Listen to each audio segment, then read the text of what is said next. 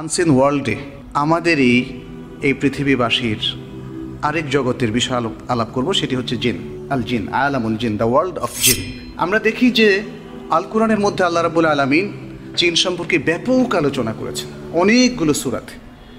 আমি বলেছিলাম যে আমাদের অনেকেই জিনকে অস্বীকার করার একটা প্রবণতা তাদের মধ্যে আমরা দেখি এবং তারা অস্বীকার করেন, কিন্তু যারা কোরআনে বিশ্বাস করেন তাদের পক্ষে কি সম্ভব জিনকে অস্বীকার করা?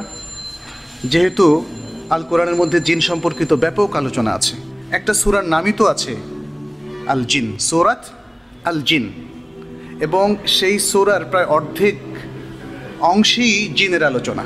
এরপরে সূরা আল আহকাফের মধ্যে 29 থেকে 32 নম্বর আয়াত পর্যন্ত ভালো জিনরা কিভাবে তারা আচরণ করেন এবং কি কাজ করেন সে সম্পর্কিত সুন্দর একটা ডেসক্রিপশন সেখানে আছে। তারপরে সূরা আল হিজরের মধ্যে সূরা জিন সম্পর্কে আলোচনা আছে, যে সূরাটা আপনারা সবাই জানেন, সূরা আন-নাস। কি বলা হয়েছে শেষে? মিনাল জিন্নাতি ওয়ান নাস। সেখানে জিন এবং ইনসানের মধ্য থেকে যারা শয়তান তাদের কথা বলা হয়েছে। সূরা আল হিজরের মধ্যে জিনকে কোন বস্তু থেকে আল্লাহ তাআলা সৃষ্টি করেছেন সে সম্পর্কিত তথ্য রয়েছে। যেমন আল্লাহ তাআলা বলেছেন, ওয়াল জান্না খালাকনাহু মিন ক্বাবলু মিন নারিস সামুম।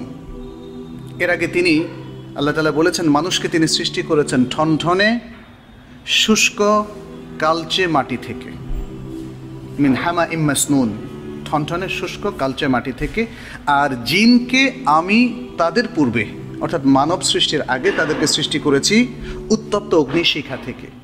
কখন তাদেরকে সৃষ্টি করা হয়েছে সে তথ্যটাও কিন্তু আমরা সূরা আল হিজরের মধ্যে পেয়ে গেলাম। আই মিন ক্বাবলিল ইনসান, মানুষ সৃষ্টির আগে। জিনের অনেকগুলো নাম আমরা আরবদের মধ্যে প্রচলিত দেখি।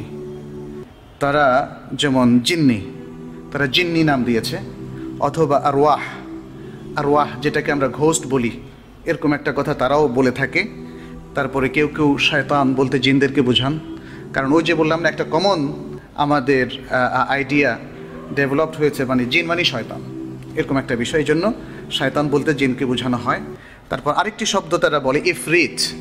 ইফরিত অবশ্য কোরআনেও এসেছে, তবে কোরআনে আল্লাহ তাআলা এই শব্দটা ইউজ করেননি, যারা ইউজ করেছে তাদের কথাটা তিনি সেখানে উল্লেখ করেছেন, কাহিনীর মধ্যে এসছে ইফরিতুম মিনাল জিন। এখানে আমরা একটা হাদিস পাই আল বাইহাকির মধ্যে, যেখানে জিন সম্পর্কে আরেকটু তথ্য দেওয়া হয়েছে। বলা হয়েছে আল জিন্নু সালাসাতু আসনাফ, 3 ক্লাসেস, 3 কাইন্ডস, 3 প্রকার। এক হচ্ছে যারা আকাশে ওড়ে, জিনদের মধ্যে যারা আকাশে ওড়ে। আর এক প্রকার যারা সাপ কিংবা কুকুরের সুরাত ধরে তারা অনেক সময় মানুষের মধ্যে প্রকাশিত হয়।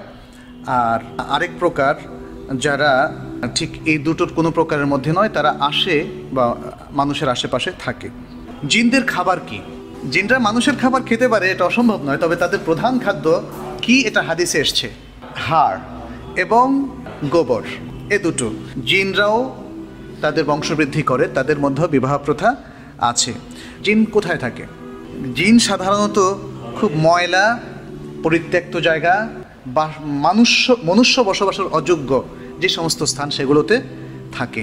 এমনকি তারা হাম্মামের মধ্যেও থাকে। আর ভালো জিনেরা থাকে ভালো জায়গাতে, মসজিদে, হারামে, কিংবা অন্যান্য ভালো ভালো বড় বড় মসজিদে ইত্যাদি ভালো জায়গাগুলোতে। তারা অন্য প্রাণীর চেহারা ধারণ করতে পারে, এই শক্তি তাদেরকে দেয়া হয়েছে। কিছু জিন আছে যারা বাজারের মধ্যে থাকে। এখানে শেষ করছি। হাদা ওয়া সাল্লাল্লাহু আলা নবিয়িনা মুহাম্মদ ওয়া আলা আলিহি ওয়া সাহবিহি আজমাইন।